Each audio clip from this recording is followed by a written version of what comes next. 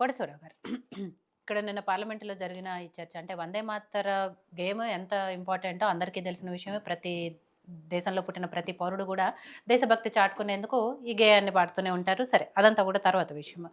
బంకిం చంద్ర చటర్జీ గారు రాసిన ఈ వందే మాతరంలో కొన్ని చరణాలు కొన్ని వర్గాల కోసం తొలగించారని ప్రధానంగా బీజేపీ ఆరోపిస్తోందో, నిజంగా అది జరిగిందా? జరిగిన దానికి ఇప్పుడింత చర్చ రచ్చ చేయాల్సిన అవసరం ఏముంది అని. వందే మాతరం వరుస నిజంగానే మారిందా? వందే మాతరం గీతంలో కొన్ని చరణాలను మినహాయించిన మాట వాస్తవం. హ్మ్. ఎందుకంటే స్వాతంత్రోద్యమంలో బ్రిటిష్ వారికి వ్యతిరేకంగా పోరాడేటువంటి క్రమంలో ఆనాటికి అంటే ఇప్పుడు బంగ్లాదేశ్ కానీ లేదా పాకిస్తాన్తో ఉన్నటువంటి ప్రాంతం మొత్తం అవిభక్త భారతదేశం. అవిభక్త భారతదేశంలో ఆనాడు ముస్లిమ్స్ ఒక గణనీయమైనటువంటి సంఖ్యలో ఉన్నారు.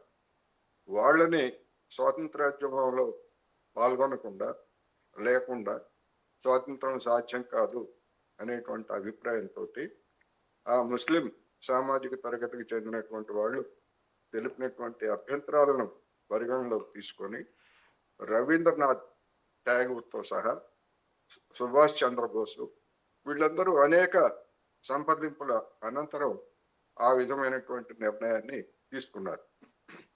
అది చరిత్రలో జరిగినటువంటి అంశం. అది ఇక్కడ సమస్య ఏంటంటే వందే మాతర ఉద్యమంలో ఇప్పుడు దాని గురించి గుండెలు బాదుకుంటున్నటువంటి వాళ్ళు ఎవరు కూడా పాల్గొనలేదు. ఆ తర్వాత ఏర్పడినటువంటి హిందూ మహాసభ లేదా ఆర్ఎస్ఎస్ లేదా దీనికి సంబంధించినటువంటి వాళ్ళు, ముఖ్యంగా ఆర్ఎస్ఎస్ సంబంధించినటువంటి వాళ్ళు కానీ ఎక్కడ స్వాతంత్రోద్యమంలో వాళ్ళ జాడి ఎక్కడ మనకి కనపడదు. అందుకని వందే మాతరం తోటి ఆర్ఎస్ఎస్ లేదా పూర్వపు ఆర్ఎస్ఎస్ దాని వారసులుగా చెప్పుకునేటువంటి వాళ్ళకి దాని గురించి క్లెయిమ్ చేసుకునేటువంటి అధికారం కానీ లేకపోతే నైతిక పరమైనటువంటి హక్కు కానీ లేదనేది ఈ సందర్భంగా చెప్పాలి. అయితే ఇప్పుడు ఎందుకు దాన్ని తీసుకొస్తున్నారు? ఆ తొలగించినటువంటి చరణాల గురించి ఎందుకు తీసుకొస్తున్నారు అంటే పశ్చిమ బెంగాల్లో జరగబోయేటువంటి ఎన్నికల్లో హిందూ ముస్లిం అనేటువంటి వివాదాన్ని తీసుకొచ్చి మళ్ళా మరొకసారి రెచ్చగొట్టి హిందువుల ఓట్లతోటి అక్కడ అధికారానికి రావాలనేటువంటి ఒక పెద్ద ప్రయత్నం జరుగుతూ ఉంది. దాన్ని 150 ఏళ్ళు చేసుకోవచ్చు, 100 ఏళ్ళు చేసుకోవచ్చు. అదేమి తప్పేమి కాదు, చేసుకోవడానికి ఎవరైనా చేసుకోవచ్చు, ఈవెన్ బీజేపీ కానీ బీజేపీ ఉద్దేశం అయితే మాత్రం డెఫినెట్ గా ఇవాళ ఇన్ని సంవత్సరాల తర్వాత దాన్ని తీసుకురావడానికి బెంగాల్ ఎన్నికలు అనేటువంటివి స్పష్టంగా కనిపిస్తున్నాయి. స్వాతంత్రోద్యమంలో అనేక రాజీలు పడ్డారండి. ఎందుకోసం పడ్డారు? దేశం కోసం. మరి వీళ్ళెక్కడ ఆర్ఎస్ఎస్ లేకపోతే ఈ హిందూ మహాసభకు సంబంధించినటువంటి వాళ్ళందరూ బ్రిటిష్ వాళ్ళకి సేవ చేసినటువంటి చరిత్ర ఉన్నది వాళ్ళకి. ఇవాళ వాళ్ళు వచ్చి దేశభక్తి గురించి లేదా వందే మాత్రం అనేటువంటిది ఆ రోజు ఒక పెద్ద ఉద్యమాన్ని సృష్టించిన మాట వాస్తవం. అది దాన్ని కాంగ్రెస్ నాయకులందరూ ఇచ్చారు. వందే మాత్రం పాడినందుకు జైలు పాలయ్యారు. అందుకని ఆ విధంగా జైలు పాలైనటువంటి ఆర్ఎస్ఎస్ లేదా మన హిందూ మహాసభ నాయకులు ఎవరైనా ఉన్నారని చెప్పమానండి. ఎందుకని వాళ్ళు అప్పుడు దూరంగా ఉన్నారు? దానికి ఎందుకని దూరంగా ఉన్నారంటే బ్రిటిష్ వాళ్ళకి సేవ చేయడం కోసం దూరంగా ఉన్నారనేటువంటిది చరిత్రలో ఉన్నటువంటి వాస్తవం. అది అందుకని ఇవాళ రాజకీయం చేస్తున్నారు తప్ప పోనీ ఆ వందే మాత్రం దాని గురించి చెప్తున్నారు కదా, వీళ్ళకి అధికారం ఉంది, చేయమనండి. జనగణమనను తొలగించి వందే మాత్రాన్ని జాతీయ గీతంగా చేయమనండి. అది చేయరు. ఎందుకంటే వివాదం కొనసాగాలి. అది చేస్తే దానికి వచ్చేటువంటి పరిణామాలు పర్యవసానాలు అన్నీ కూడా అందరికీ వాళ్ళకి కూడా తెలుసు. అందుకని అటువంటి వివాదాన్ని ఎప్పుడు రెచ్చగొడుతూ చేసేటువంటి ఒక ఎత్తుగడగా తప్ప ఇది నిజానికి దేశభక్తికి, స్వాతంత్రోద్యమానికి ఆర్ఎస్ఎస్ లేదా వాళ్ళ పూర్వపు వాళ్ళు కానీ వాళ్ళ వారసులకు కానీ ఎలాంటి సంబంధం లేదు. అందుకని వాళ్ళ దేశభక్తి గురించి జనానికి, దేశంలో ఉన్నటువంటి జనానికి, ఇతరులకి కబుర్లు చెప్తున్నారంటే అది నిజంగా హాస్యాస్పదం. రెండవది గర్హనీయం కూడా అనేది నేను ఈ సందర్భంగా చెప్పవచ్చు.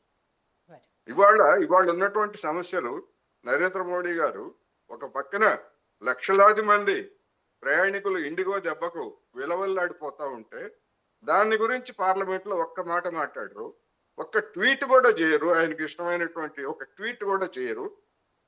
వందే మాతరం గురించి పెద్ద ఎత్తున ఈ విధమైనటువంటి ఒక విద్వేషాన్ని మరొకసారి రెచ్చగొట్టేటువంటి వ్యవహారం తప్ప ఇది దేశానికి ఏం ఉపయోగపడుతుంది?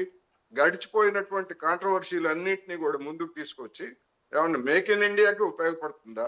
మేడ్ ఇన్ ఇండియాకి ఉపయోగపడుతుందా? ఆత్మ నిర్భరతకి ఏమైనా ఉపయోగపడుతుందా? అన్నిట్లో ఫెయిల్ అయ్యారు కనుక ఇలాంటి వాటిని తీసుకొచ్చి ఓట్ల కోసం. ఇది తప్ప ఇవాళ దేశంలో ఉన్నటువంటి సమస్యలు 10 గంటల పాటు చర్చించారు, ఓకే. మిగిలినటువంటి అంశాల గురించి మాట్లాడరే. ఇంతవరకు పార్లమెంట్లో ఇండిగో సంక్షోభం గురించి ఒక్క మాట మాట్లాడరే. అది సమస్య కాదా? అనేకమైనటువంటి ఇలాంటి సమస్యలు ఉన్నాయి కదా. మణిపూర్ గురించి పెట్టలేదే మరి చర్చ ఎప్పుడు? ఆ రాష్ట్రంలో డబుల్ ఇంజిన్ పాలన ఉంది కదా, అక్కడ మహిళల మీద జరిగినటువంటి అత్యాచారాలు, ఇప్పటికీ పరిపాలన లేదు కదా అక్కడ. ఇలాంటి అనేకమైనటువంటి అంశాలు ఉంటే వాటికి ప్రాధాన్యత ఇవ్వకుండా లేదా ఇంకోటి ఇవ్వకుండా ఒక మత ఎజెండా, ఆ మత ఎజెండాలోకి ఏది వాటంగా ఉంటే దాన్ని పెట్టడం అనేటువంటిది మనకి ఇప్పుడు జరుగుతున్నటువంటి రాజకీయం. దానిలో భాగమే ఈ చర్చ అనేది నా అభిప్రాయం. సో సాదిక్ గారు, వందే మాతర గీతము నాకు నేను అన్నట్టు చాలా దేశభక్తితో కూడుకున్న గేయము, అది అందరికీ తెలిసిన విషయమే.